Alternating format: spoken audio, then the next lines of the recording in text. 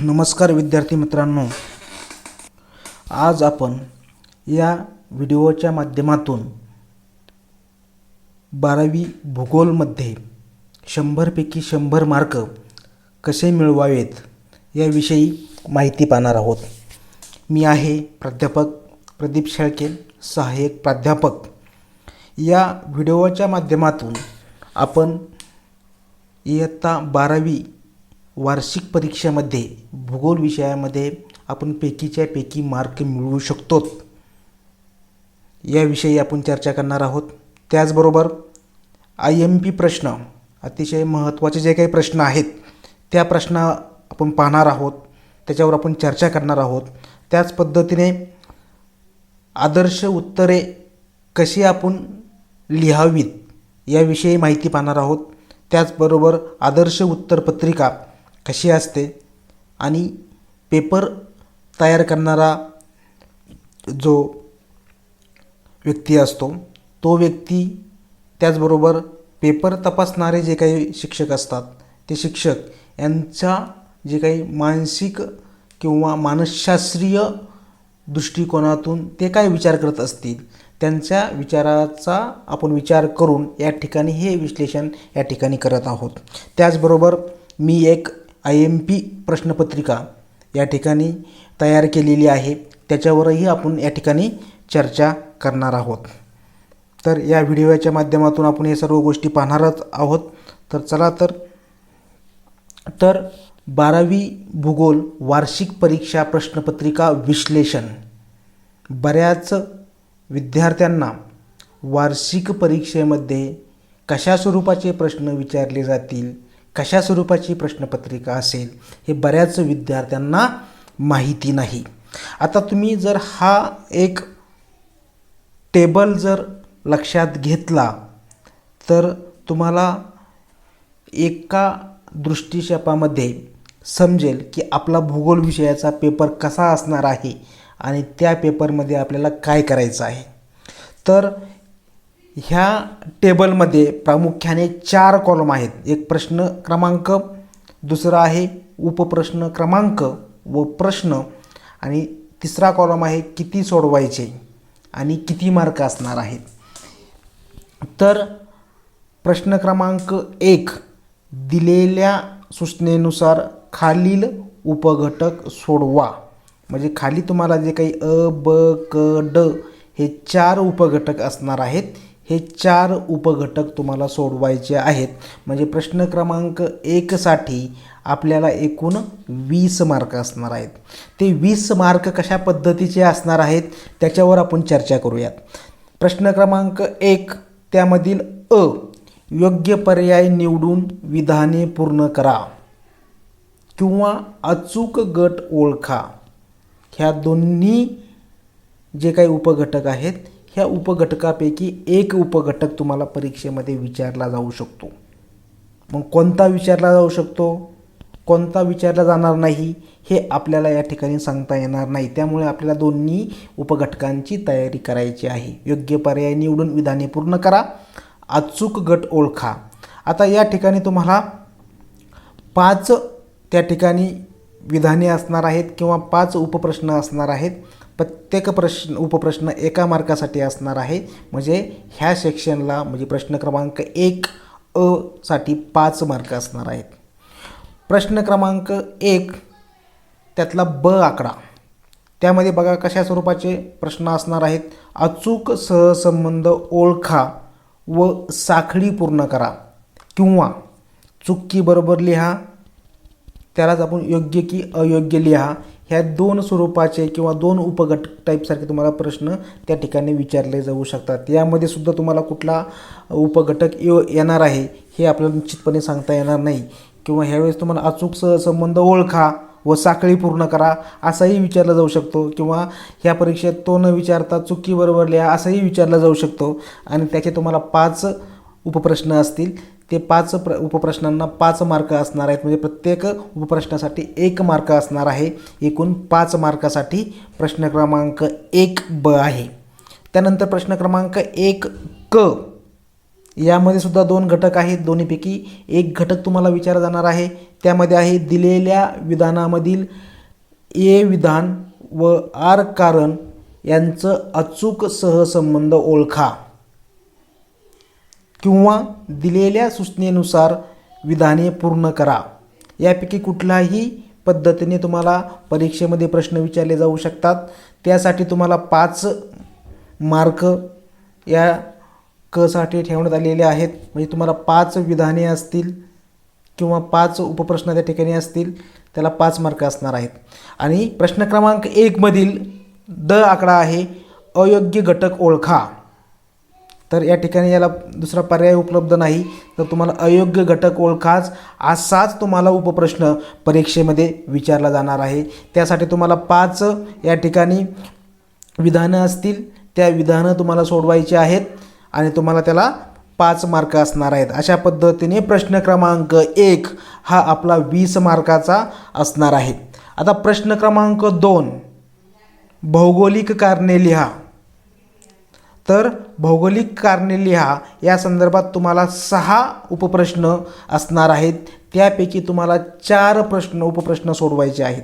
किती सोडवायचे आहेत? 4 उपप्रश्न सोडवायचे आहेत. प्रत्येक उपप्रश्न हा तुम्हाला त्या ठिकाणी 3 मार्कासाठी असणार आहे.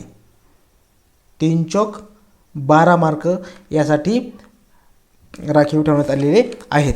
त्यानंतर प्रश्न क्रमांक 3 फरक स्पष्ट करा. मग फरक स्पष्ट करा तर तुम्हाला 5 त्या ठिकाणी फरक दिले जातील. त्यातील तुम्हाला 3 फरक सोडवायचे आहेत. प्रत्येक फरक हा 3 मार्कासाठी असणार आहे. 3 त्रिक 9 मार्क प्रश्न क्रमांक 3 साठी असणार आहेत. त्यानंतर प्रश्न क्रमांक 4. प्रश्न क्रमांक 4 मध्ये अ आणि ब असे 2 भाग पाडण्यात आलेले आहेत. प्रश्न क्रमांक 4 मधील अ भागामध्ये तुम्हाला दिलेल्या नकाशा किंवा आराखड्यात पुढील बाबी तुम्हाला दाखवायच्या आहेत. मी तुम्हाला ज्या काही बाबी सांगितलेल्या असतील त्या बाबी तुम्हाला त्या ठिकाणी दाखवायच्या आहेत. त्यासाठी तुम्हाला सूची त्या ठिकाणी तयार करणं आवश्यक आहे. यामध्ये तुम्हाला 8 बाबी असतील. 8 पैकी तुम्हाला 6 बाबी त्या ठिकाणी दाखवायच्या आहेत. प्रत्येक त्या ठिकाणचा जो काही एक बाब असणार आहे ती 1 मार्कासाठी असणार आहे. असे एकूण 6 मार्कासाठी प्रश्न क्रमांक 4 अ असणार आहे. प्रश्न क्रमांक 4 ब यामध्ये दिलेल्या नकाशाचे निरीक्षण करून त्या खालील प्रश्नांची उत्तरे लिहा. या ठिकाणी तुम्हाला 5 उपप्रश्न त्या ठिकाणी असणार आहेत. तुम्हाला 5ही सोडवायचे आहेत. त्याला 5 मार्क असणार आहेत. त्यानंतर प्रश्न क्रमांक 5 आहे टिपा लिहा. यामध्ये तुम्हाला 5 पैकी 3 सोडवायचे आहेत. 4 मार्कासाठी तुम्हाला एक टिप असणार आहे. 4 त्रिक 12. त्यानंतर प्रश्न क्रमांक 6 मध्ये सुद्धा तुम्हाला अ आणि आ असे 2 घटक असणार आहेत. त्यामध्ये अ म्हणजे पुढील उतार्याचे वाचन करून त्या खालील प्रश्नांचे उत्तर द्यायचे आहेत.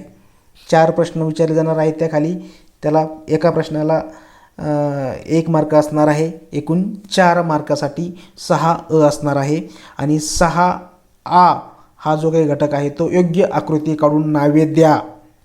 तुम्हाला 3 प्रश्न दिले जातील उपप्रश्न. त्यातील तुम्हाला 2 सोडवायचे आहेत.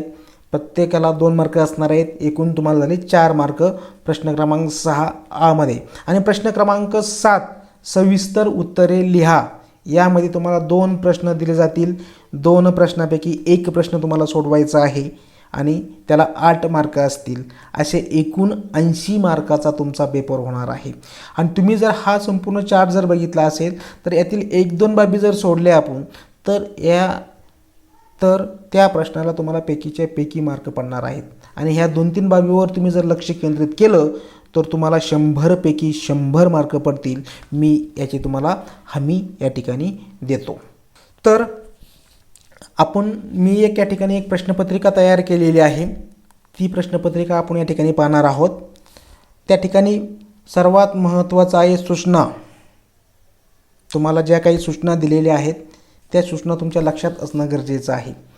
त्यामध्ये पहिली आहे की सर्व प्रश्न सोडवणे आवश्यक आहे. म्हणजे प्रश्न 1, प्रश्न 2, प्रश्न 3, प्रश्न 4, प्रश्न 5 सगळे प्रश्न आपल्याला सोडवायचे आहेत. प्रश्नाची उत्तरे लिहिताना आवश्यक तेथे योग्य आकृत्या व आलेख काढणं अपेक्षित आहे. कारण भूगोलाचा पेपर असताना त्यामध्ये आकृत्या येत असतात, आलेख येत असतात, नकाशा येत असतात. मग नकाशा काढत असताना आपण त्या ठिकाणी टेन्सिलचा वापर करू शकतो. टेन्सिलचा वापर आपण त्या ठिकाणी करू शकतो.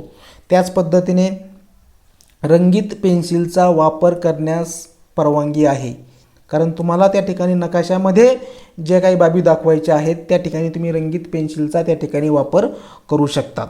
उजवीकडील अंक पूर्ण गुण दर्शवतात. त्याच पद्धतीस नकाशा पुरवणी मूळ उत्तरपत्रिकेस जोडावी, किंवा तुम्हाला नकाशाची जी काही पुरवणी दिली जाणार आहे तुम्हाला ती मूळ उत्तरपत्रिकेला जोडणं आवश्यक आहे. आणि प्रत्येक नवीन प्रश्नाचे उत्तर नवीन पानावरती लिहायचं आहे. चिंगूसपणा या ठिकाणी करायचा आवश्यकता नाही. आता प्रश्न क्रमांक 1 आपल्याला सर्वांना माहीत आहे. दिलेल्या सूचनेनुसार खालील उपघटक तुम्हाला सोडवायचा आहे. आता हा उपघटक सोडवत असताना आता पहा, आपण बघितलेला आहे की प्रश्न क्रमांक 1 त्यामध्ये तुम्हाला परीक्षेमध्ये योग्य पर्याय निवडून विधाने पूर्ण करा किंवा अचूक गट ओळखा अशा दोन्हीपैकी कुठलाही एकावरती तुम्हाला प्रश्न विचारण्यात येणार आहेत. त्यामुळे आपण या ठिकाणी 2 भाग केलेले आहेत. प्रश्न क्रमांक 1 प्रश्न क्रमांक 1 काही वेळेस तुम्हाला परीक्षेमध्ये योग्य पर्याय निवडून विधाने पूर्ण करा हा विचारले जातील किंवा अचूक गट ओळखा असंही विचारले जाईल. त्यामुळे दोन्हीचा सुद्धा आपल्याला या ठिकाणी अभ्यास करायचा आहे. बघा, अचूक पर्याय निवडून विधाने पूर्ण करा असं जर असेल तर लोकसंख्येच्या वितरणावरती परिणाम करणारे प्राकृतिक घटक कोणता? मग तुम्हाला सांगता आलं पाहिजे. सोपा आहे प्रश्न, खूप सोपा प्रश्न आहे. तर हवामान हा घटक आहे. स्त्री पुरुषांचे लोकसंख्येतील प्रमाण म्हणजे लिंग गुणोत्तर. भारत देशाची अर्थव्यवस्था अजूनही कृषीप्रधान असून तेथील कार्यशील लोकसंख्या ही प्राथमिक व्यवसायात गुंतलेली आहे. प्रश्न 4 एखाद्या रस्त्यालगत किंवा रेल्वे लाईन किंवा कालव्याला लागून ही वस्ती आढळते, तर रेषीय वस्ती आढळते. त्याच पद्धतीने मानव निसर्गावरती ताबा मिळवू शकतो व मानव निसर्गाचा हवा तसा वापर करू शकतो. या विचाराला काय म्हणतात? तर 2-3 विचारसरणी आहेत. तर ह्या विचाराला आपण संभववाद असे म्हणतात. या ठिकाणी व झालेला आहे, त्या ठिकाणी संभववाद त्याचं उत्तर या ठिकाणी आपल्याला सांगता येणार आहे. त्यानंतर तुम्हाला परीक्षेमध्ये या प्रश्न क्रमांक 1 च्या माध्यमातून या स्वरूपाचे प्रश्न विचारले जाऊ शकतात. परंतु अचूक गट ओळखा असाही प्रश्न तुम्हाला प्रश्न क्रमांक 1 मध्ये विचारला जाऊ शकतो. जर योग्य पर्याय निवडून विधाने पूर्ण करा हा जर विचारला नाही तर हा विचारणार, आणि हा अचूक गट ओळखा जर विचारला असेल तर हा विचारणार नाही. तर आता या ठिकाणी बघा, लोकसंख्येच्या स्थलांतराची आर्थिक कारणे कोणती? तर तुम्हाला खाली 3 गट दिले जातील. त्या 3 पैकी तुम्हाला जो अचूक गट आहे, बरोबरचा गट आहे, तुम्हाला तो शोधायचा आहे. आता या ठिकाणी काय विचारलेलं आहे? लोकसंख्येच्या स्थलांतराची कारणे.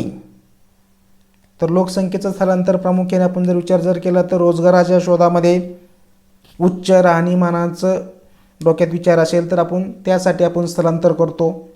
अधिक वेतनाची नोकरी पाहिजे असेल तर आपण स्थलांतर करतो, आणि व्यवसायासाठी आपण स्थलांतर करतो. तर हा घटक त्या ठिकाणी योग्य आहे. आता वरचा जो आहे पूर, दुष्काळ, सुनामी, भूकंप, यावेळेस आपण त्या ठिकाणी स्थलांतर शक्यतो करत नाही. तात्पुरतं त्या ठिकाणी स्थलांतर करतो, परत आपण त्या ठिकाणी येत असतो. आपण आर्थिक कारणे विचारलेली आहेत, भौगोलिक कारणे विचारलेली नाही. तुम्ही लक्षात घेणं या ठिकाणी गरजेचं आहे. आर्थिक कुठले आहे? आता बघा, रोजगार, उच्च राहणीमान, वेतन, व्यवसाय, म्हणजे ह्या सर्व घटकांचा आर्थिक घटकाशी सहसंबंध येतो. त्यामुळे आर्थिक घटकाशी संबंधित आपल्याला या ठिकाणचा मुद्द्याचा विचार करणं गरजेचं आहे. त्यानंतर नागरी वस्त्याचे कार्यानुसार प्रकार आपल्याला या ठिकाणी पाहिजे आहे. म्हणजे नागरी ज्या वस्त्या असतात त्याचे प्रकार, कार्यानुसार प्रकार कसे आहेत? तर त्यामध्ये प्रशासकीय, धार्मिक, पर्यटन, औद्योगिक यातील जो योग्य पर्याय आहे तो योग्य पर्याय आपल्याला या ठिकाणी निवडायचा आहे. त्यानंतर बघा, मानवाच्या प्राथमिक आर्थिक क्रिया कोणकोणत्या असतात? मानवाच्या प्राथमिक आर्थिक क्रिया कोणकोणत्या असतात? तर यामधलं अ पर्याय बरोबर आहे. शिकार, मासेमारी, लाकूड तोड, पशुपालन. पुढचं आहे कच्च्या मालाच्या स्रोतानुसार केलेले उद्योगाचे वर्गीकरण. मग आता कच्च्या मालाच्या स्रोत जे आहे त्यानुसार उद्योगाचं वर्गीकरण कसं करतात, तर यामधला आपण जर विचार केला तर कृषीवर आधारित, सागरी उत्पादनावर आधारित, खनिजावर आधारित आणि वनांवर आधारित असं आपण त्याचं वर्गीकरण करू शकतो. आता मानवी वस्त्याच्या स्थानावर परिणाम करणारे घटक म्हणजे मानवी वस्तीच्या स्थान निश्चितीवरती कोणते घटक परिणाम करतात, तर त्यांनी सांगितलेले आर्थिक घटक विचारलेले आहेत. आता भूपृष्ठ, पाणी पुरवठा, जमीन, हवामान हे घटक परिणाम करतात, परंतु त्यांनी आर्थिक घटक विचारलेले आहेत.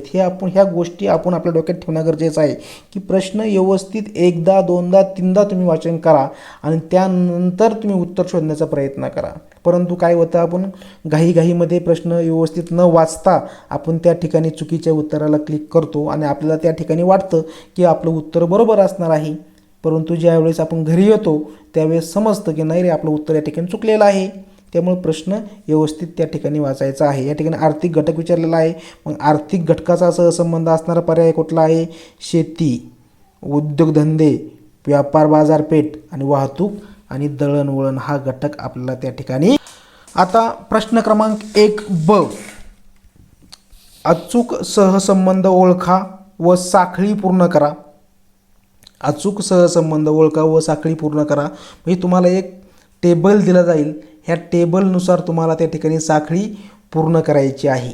एक संगत अ गट, ब गट आणि क गट एका लाईनीमध्ये तुम्हाला त्या ठिकाणी लिहायचे आहेत. आता उदाहरणार्थ आपण जर या ठिकाणी बघितलं तर महानगर जर बघितलं तर महानगरचा सहसंबंध ब गटामध्ये कुठे आहे, तर हाताने निर्मित उद्योगाचे आहे का, तर नाही. अटलांटिक महासागराचे आहे तर नाही. वाळवंटाचे आहे तर नाही. प्राकृतिक असेल तर नाही.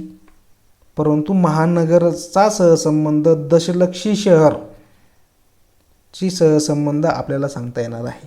मग आता अ मधील महानगरची सहसंबंध आपण ब मधला दशलक्षी शहराशी जोडलेला आहे. त्याचाच सहसंबंध आपल्याला क मधील कोणत्या गटाचा शोधायचा आहे, तर त्यामध्ये आता महानगर आहे, दशलक्षी शहर आहे, तर दशलक्षी शहर कोणतं असणार आहे, तर मुंबई. तर अशा पद्धतीने आपल्याला सहसंबंध त्याचा निश्चित करता येणं गरजेचं आहे.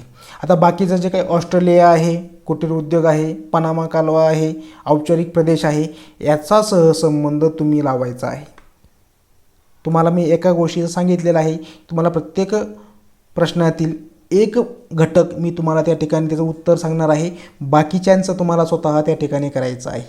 आता तुम्हाला जर परीक्षेमध्ये अचूक सहसंबंध ओळखा व साखळी पूर्ण करा असा जर प्रश्न विचारला नाही तर योग्य की अयोग्य ते लिहा असा प्रश्न विचारला जाऊ शकतो.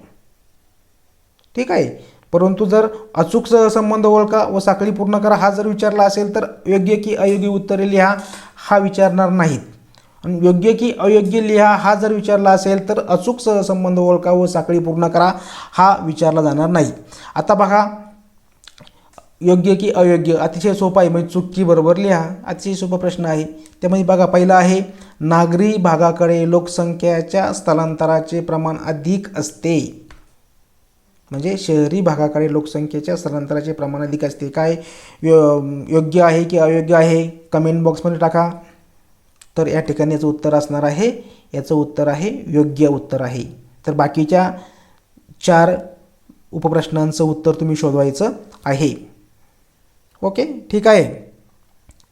आता प्रश्न क्रमांक 1 मधलाच क घटक, त्यामध्ये आहे दिलेल्या विधानामधील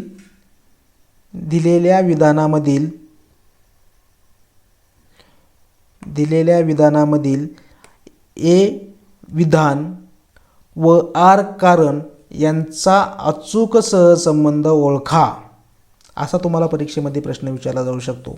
आता या ठिकाणी पहा, ए म्हणजे तुम्हाला या ठिकाणी विधान दिलेलं आहे आणि आर म्हणजे कारण दिलेलं आहे.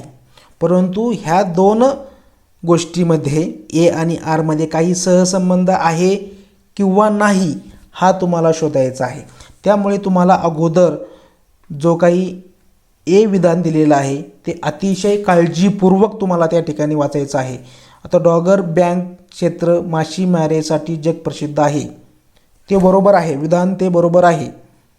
आता आर कारण बरोबर आहे का, तर तेथे विस्तृत समुद्रबोट जमीन किंवा भूखंड मंच उपलब्ध असल्याने प्लवंगाची निर्मिती होते. कारणसुद्धा बरोबर आहे, कारण विस्तृत समुद्रबोट जमीन असेल, भूखंड मंच असेल तर त्या ठिकाणी प्लवंगाची निर्मिती होत असते आणि त्यामुळे त्या ठिकाणी मासेमारी जास्त होते आणि त्यामुळेच डॉगर बँक क्षेत्र मासेमारीसाठी जगप्रसिद्ध आहे. म्हणजे दोन्ही विधाने दोन्ही ए आणि आर बरोबर आहे, परंतु आर याचा सहसंबंध ए विधानाशी येतो, त्यामुळेच उत्तर असणार आहे ए आणि आर हे दोन्ही बरोबर आहेत आणि आर हे एचं अचूक स्पष्टीकरण आहे. म्हणजे त्या ठिकाणी ते बरोबर ई हा पर्याय बरोबर आहे. पुढचा आहे भारतातील छोट्या नागपूर पठारावर खाणकाम व्यवसाय विकसित झालेला आहे. भारतातील छोट्या नागपूर पठारावरती खाणकाम व्यवसाय विकसित झालेला आहे आणि आर आहे छोट्या नागपूर पठारावर लोह व कोळसा यांचे भरपूर साठे आहेत. याचं सुद्धा उत्तर ई हे उत्तर असणार आहे. फक्त तुम्हाला प्रश्न क्रमांक 1 आणि 1 मधला क हा अतिशय व्यवस्थितपणे तुम्हाला त्या ठिकाणी करणं गरजेचं आहे, कारण याच्यामध्येच तुम्हाला गडबड होऊ शकते. ह्या 5 मार्कामध्येच तुम्हाला या ठिकाणी गडबड होऊ शकते. त्यामुळे हा प्रश्नाचं उत्तर सोडवत असताना तुम्ही अतिशय विचारपूर्वक ते उत्तर सोडणं गरजेचं आहे. एकदा नाही, दोनदा नाही, तीनदा नाही, चारदा तुम्ही त्या ठिकाणी ए आणि आरचा सहसंबंध डोक्यात घेऊन त्या ठिकाणी सोडवण्याचा प्रयत्न करा. इतरांचं न बघता आपल्या मनाने हा प्रश्न सोडवण्याचा तुम्ही प्रयत्न करा.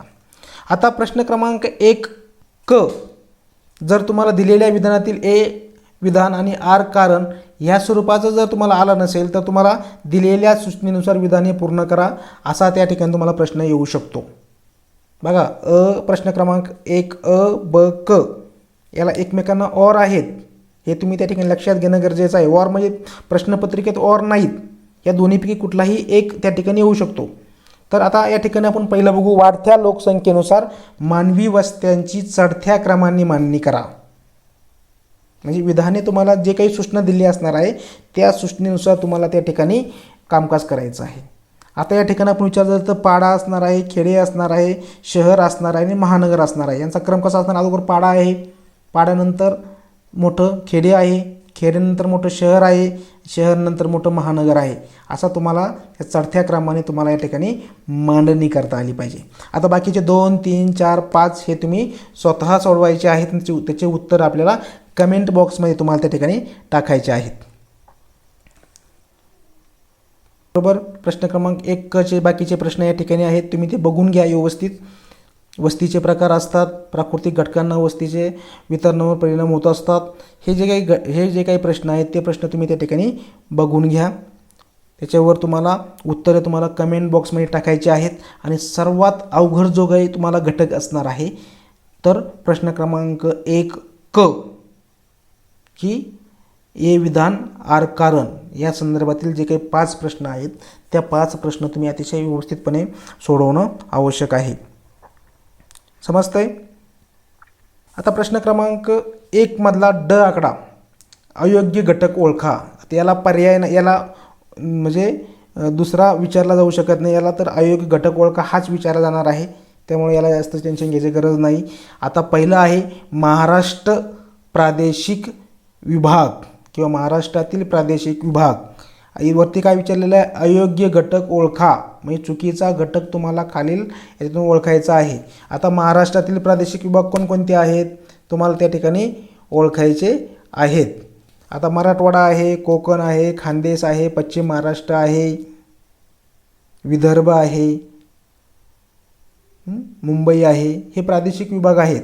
परंतु औरंगाबाद हा मराठवाड्यामध्ये येतो. मग चुकीचा घटक कुठला आहे तर औरंगाबाद हा घटक चुकीचा घटक आहे. आता दुसरा आहे वस्तीचे प्रारूप. यातील चुकीचा घटक कुठला असणार आहे, वस्तूचे प्रारूप किंवा वस्तूचे प्रकार. वर्तुळाकार वस्ती असते, आयताकृती वस्ती असते, रेषीय वस्ती असते, परंतु महानगर हे वेगळं आहे घटक आहे. मग चुकीचं उत्तर किंवा अयोग्य घटक कुठला आहे तर महानगर आहे. पुढचा आहे प्राकृतिक भूगोलाच्या उपशाखा. मग खगोलशास्त्र, जीवभूगोल, वस्ती भूगोल, हवामानशास्त्र. तर प्राकृतिक भूगोलाचा आपण जर विचार केला तर त्यामध्ये वस्ती भूगोल ही मानवी भूगोलाची उपशाखा आहे. त्यामुळे अयोग्य घटक कुठला आहे तर वस्ती भूगोल. तर अशा पद्धतीने तुम्हाला प्रश्न क्रमांक 1 ड मध्ये प्रश्नांची उत्तरे सोडवायची आहेत. त्यानंतर प्रश्न क्रमांक 2 आहे, या ठिकाणी चुकून एक झालेला आहे तर प्रश्न क्रमांक 2 आहे. प्रश्न क्रमांक 2 भौगोलिक कारणे लिहा. भौगोलिक कारणे लिहा प्रश्न क्रमांक 2 आहे, लक्षात घ्यायचा आहे प्रश्न क्रमांक 2. तर त्यामध्ये तुम्हाला आपण किती सांगितलेले आहे, तुम्हाला त्यामध्ये 6 उपप्रश्न असतील. त्यातील तुम्हाला 4 उपप्रश्न सोडवायचे आहेत. प्रत्येक किती मार्काला आहे, 3 मार्काला एक घटक असणार आहे. आता आपण याचं उत्तर आपण कसं लिहायचं आहे हे आपण पाहणार आहोत. आता आपण हे पाहणार आहोत. भौगोलिक कारणे लिहा, कोणतेही 4 लिहायचे आहेत. आता एका प्रश्नाचं उत्तर आपण या ठिकाणी दिलेलं आहे, परंतु आता हा प्रश्न विचारला जाणार आहे आपल्याला किती मार्काला तर 3 मार्काला प्रश्न असणार आहे. त्यातील एक घटक म्हणजे तुम्हाला 4 सोडवायचे आहेत, म्हणजे 3 मार्काला एक असणार आहे. सर्वसाधारण 3 मार्कासाठी तुमचे 5 मुद्दे त्या ठिकाणी तयार असणं गरजेचं आहे.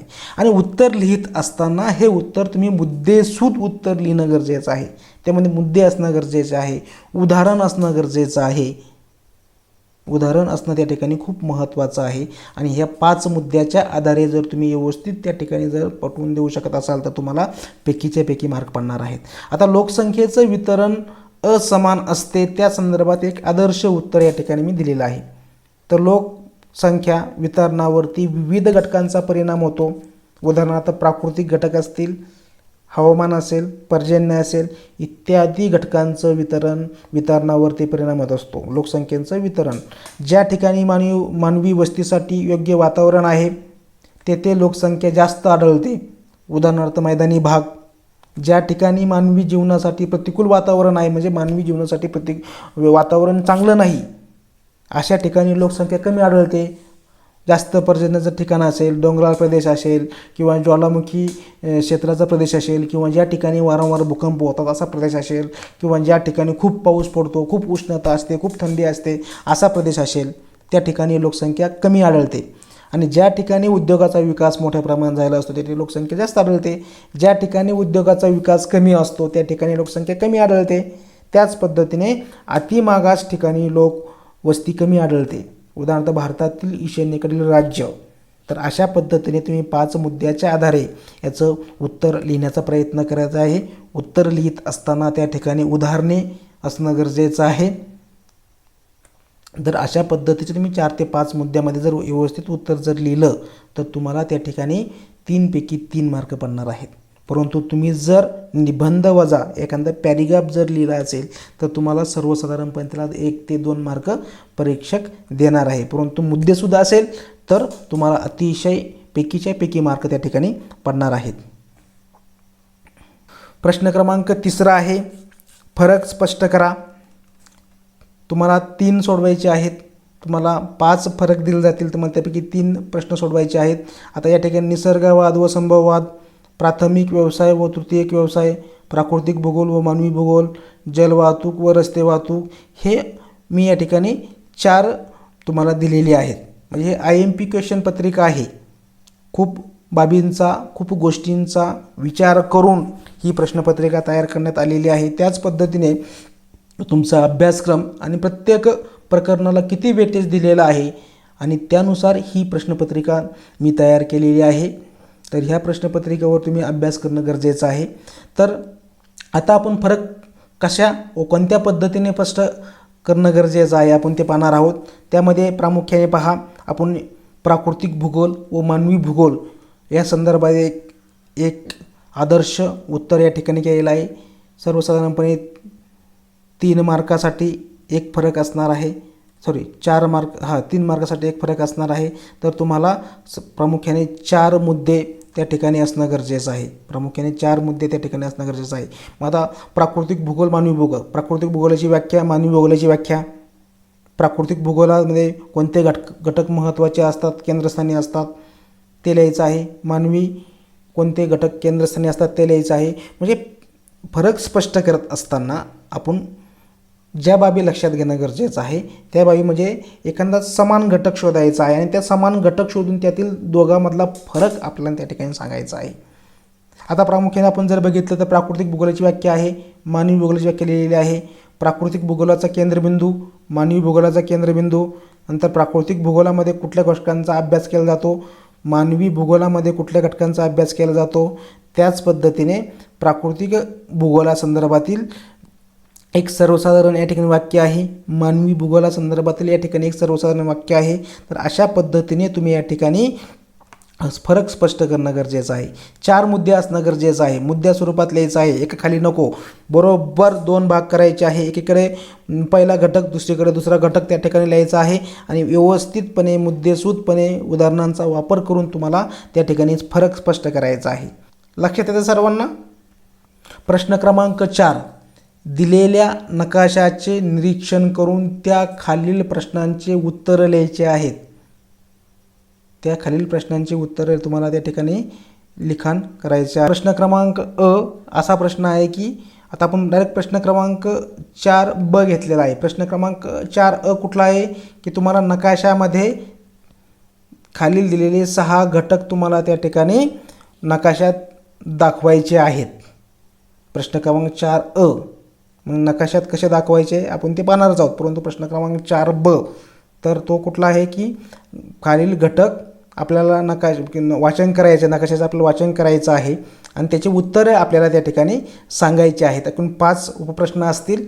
ते 5 उपप्रश्न सोडवले तर तुम्हाला 5 पैकी 5 मार्क मिळणार आहेत.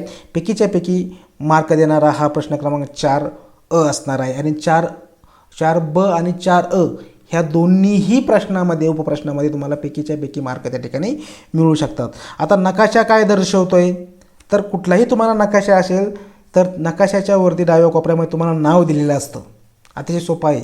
तर काय नाव दिलेलं आहे? जग प्रमुख प्राथमिक आर्थिक क्रिया. तर नकाशामध्ये जगातील प्रमुख आर्थिक क्रिया दर्शवतात. झालं उत्तर. फक्त आपल्याला शोधायचं आहे आणि लिहायचं आहे. पुढचा प्रश्न आहे, नकाशात कोणकोणत्या आर्थिक व्यवसायाचे वितरण दाखवलेले आहे. आता आपल्या मनात प्रश्न येईल की कोणते आर्थिक व्यवसाय, आता कुठं शोधायचं? तर नकाशाची सूची दिलेली असते. तर सूचीत बघा शेती, पशुपालन, मासेमारी, खाणकाम, लाकूडतोड हे घटक दिलेले आहेत. याचा अर्थ या नकाशामध्ये ह्या प्रमुख घटकांचा वितरण दाखवलेलं आहे. तिसरा प्रश्न आहे, लाकूडतोड हा व्यवसाय प्रामुख्याने कोणत्या अक्षरवृत्ताच्या दरम्यान आढळतो? कोणत्या अक्षरवृत्ताच्या दरम्यान आढळतो? आता तुम्ही जर ह्या नकाशाचा जर विचार जर केला तर याच्यावरती काही लाईन दिलेल्या आहेत. याच्यावरती काही लाईन दिलेल्या आहेत. त्या लाईनचा तुम्हाला अभ्यास करता आला पाहिजे. यातील जी मधली जी लाईन दिलेली आहे रेड ह्या स्वरूपाची, एक मिनिट, ही मध्यवर्ती सूचीच्या भागातील जी लाईन दिलेली आहे ती आहे विश्ववृत्त. त्याच्यावरती 23.5 अंशाच्या 2 रेषा दाखवलेल्या आहेत आणि खाली 23.5 अंशाच्या 2 रेखा दाखवलेल्या. तुम्हाला हा यातील जे काही अक्षरवृत्त तुम्हाला माहीत असणं गरजेचं आहे. ठीक आहे. तर हे अक्षरवृत्त तुम्ही लक्षात करून घ्या, कारण या ठिकाणी आपण जर विचार जर केला तर या ठिकाणी 1 2 3 4 5 6 7 लाईन दिलेल्या आहेत. त्यामधली मधली जी काही पिंक कलरची लाईन आहे ते विषुववृत्त आहे. त्याच्यावरती उत्तरेला 2 लाईन दिलेत त्या कर्कवृत्त आहे. त्याच्या दक्षिणेला खाली 2 लाईन दिलेत त्या मकरवृत्त आहे. त्याच्या खाली 66.5 अंशाचं अक्षरवृत्त आहे. त्याच्यावरती डॉगर बँक वगैरे दिलेलं आहे ते 66.5 अंशाचं अक्षरवृत्त आहे. तुम्हाला हे माहीत असणं गरजेचं आहे आणि त्या अक्षरवृत्त तुम्हाला त्या ठिकाणी नमूद करायचे आहेत. तर पुढचे जे काही 3रा 4था आणि 5वा प्रश्न आहे ते तुम्हाला सोडवायचं आहे आणि त्याचं उत्तर आपल्याला कमेंट बॉक्समध्ये तुम्हाला टाकायचं आहे. प्रश्न क्रमांक 5, टिपा लिहा. कोणत्याही 3 तुम्हाला या ठिकाणी टिपा लिहायच्या आहेत. 4 मार्काला 1 टिपा असणार आहे आणि त्याला एकूण 12 मार्क असणार आहे. या प्रश्नाला तुम्हाला 5 या ठिकाणी तुम्हाला घटक किंवा 5 टिपा दिल्या जातील. त्यातील 5 पैकी तुम्हाला 3 सोडवायच्या आहेत. हे तुम्हाला लक्षात घ्यायचं आहे. आपण या ठिकाणी टिपा सोडवत असताना प्रामुख्याने 5 ते 6 मुद्द्यांचा 7 मुद्द्यांचा तुम्ही या ठिकाणी विचार करणं गरजेचं आहे. आणि उत्तर लिहित असताना प्रामुख्याने तुम्हाला उत्तर हे निबंधाच्या स्वरूपात उत्तर लिहायचं नाही. हे तुम्ही वारंवार मी तुम्हाला सांगतोय. निबंधाच्या स्वरूपात जर तुम्ही उत्तर लिहिलं तर तुम्हाला 50%च मार्क मिळणार. परंतु उत्तर लिहित असताना जर तुम्ही ते मुद्द्याच्या स्वरूपात जर उत्तर लिहिलं तर तुम्हाला त्याला मार्क जास्त बना. या ठिकाणी बघा, नागरीकरणाची समस्यावर एक आदर्श उत्तर तुम्हाला या ठिकाणी मी लिहून दिलेलं आहे. नागरीकरणाच्या कोणकोणत्या समस्या असतात, मुद्दा टाका, अंडरलाईन करा. महत्त्वाच्या शब्दांना अंडरलाईन तुम्ही जर केली तर परीक्षकांवरती अतिरिक्त प्रभाव त्या ठिकाणी पडणार आहे. महत्त्वाच्या शब्दाच्या खाली अंडरलाईन करत राहा.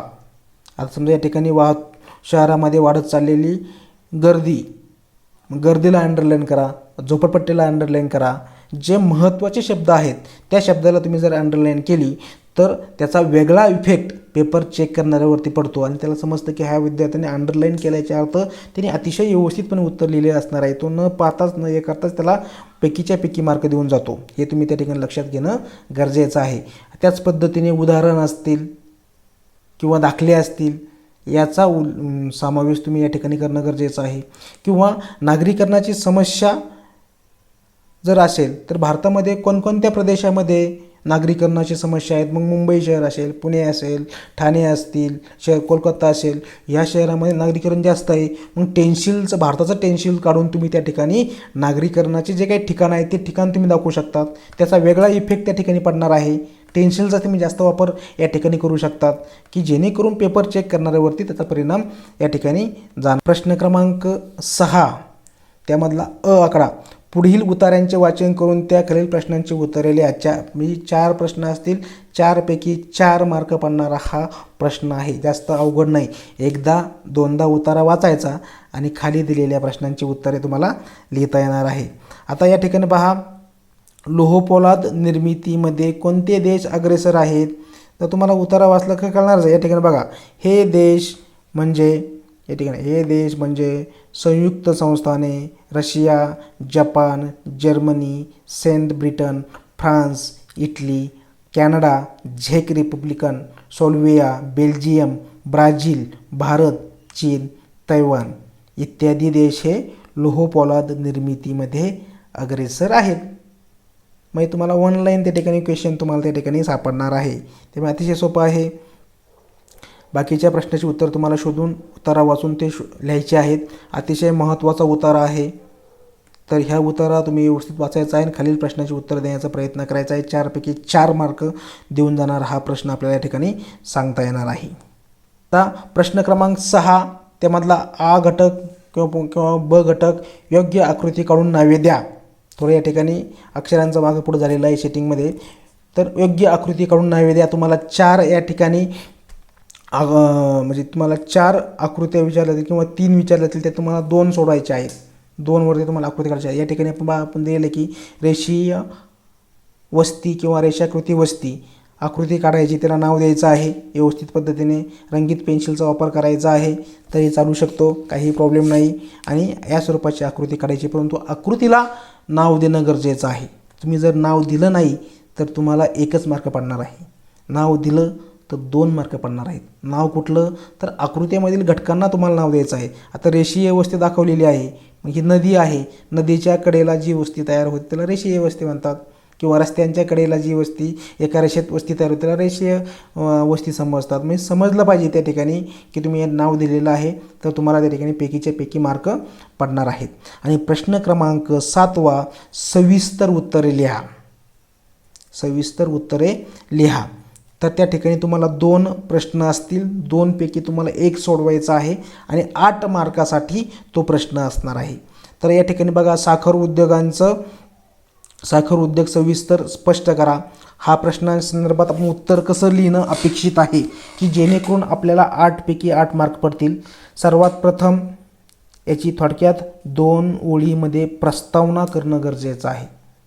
2 ओळीमध्ये आपण प्रस्तावना त्या ठिकाणी करणं गरजेचं आहे की साखर उद्योग भारतामध्ये या ठिकाणी जास्त प्रमाणात चालतो किंवा असे तुम्ही एक ठराविक प्रस्तावना त्या ठिकाणी करणं गरजेचं आहे. शेती आधारित उद्योग शेती आधारावरती साखर उद्योग असतो.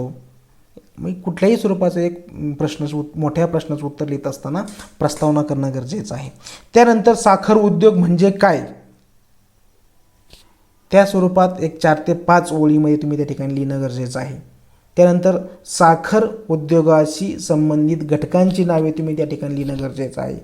त्यानंतर साखर उद्योग तुम्हाला सविस्तर स्पष्ट करायचा आहे तर प्रामुख्याने साखर उद्योगावरती परिणाम करणारे घटक हा सर्वात महत्त्वाचा मुद्दा त्या ठिकाणी आपल्याला सांगता येणार आहे.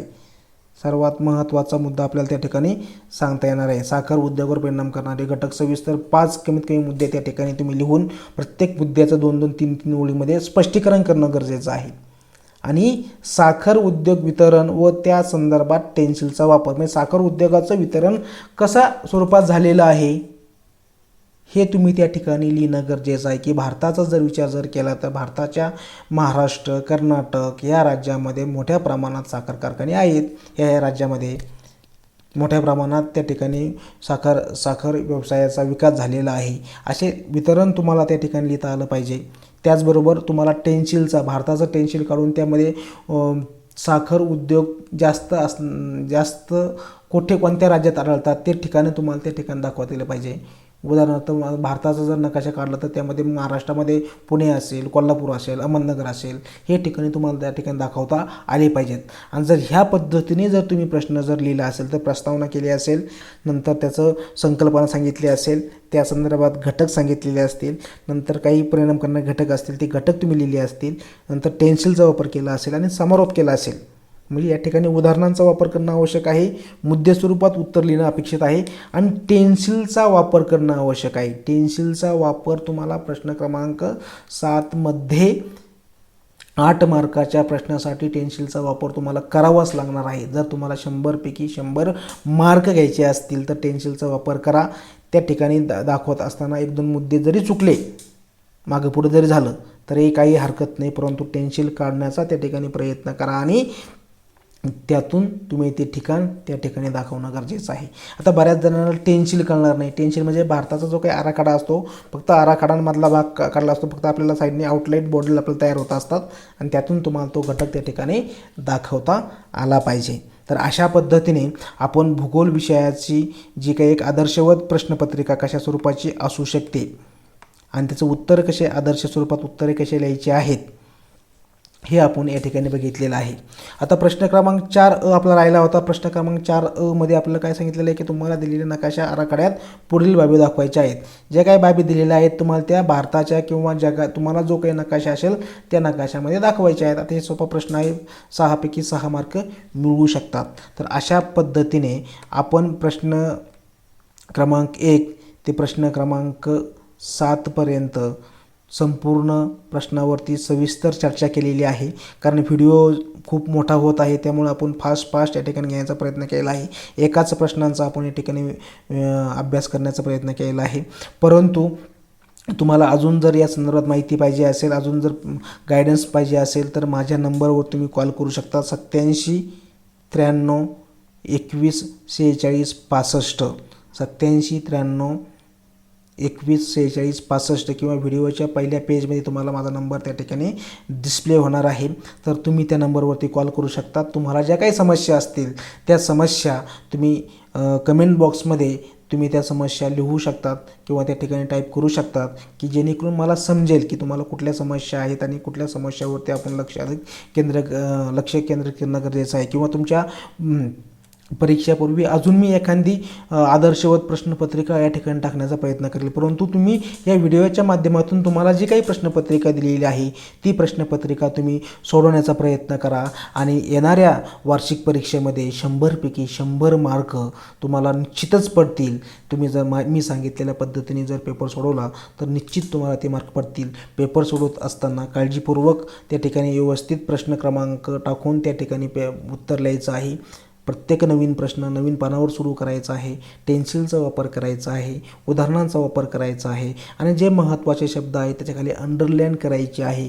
जर अशा पद्धतीने जर तुम्ही पेपर सोडवला तर तुम्हाला पैकीच्या पैकी 100 मार्क त्या ठिकाणी पडणार आहेत अशी मी तुम्हाला या ठिकाणी ग्वाही देतो. आणि माझं या ठिकाणचं जे काही प्रश्नपत्रिका विश्लेषणवरती आहे, विश्लेषणवरती आपण जो व्हिडिओ केलेला आहे त्यामध्ये मी या ठिकाणी थांबत आहे. आणि सगळ्यात शेवटी सर्व विद्यार्थ्यांना, 12वीच्या विद्यार्थ्यांना वार्षिक परीक्षेसाठी माझ्याकडून खूप खूप शुभेच्छा. धन्यवाद.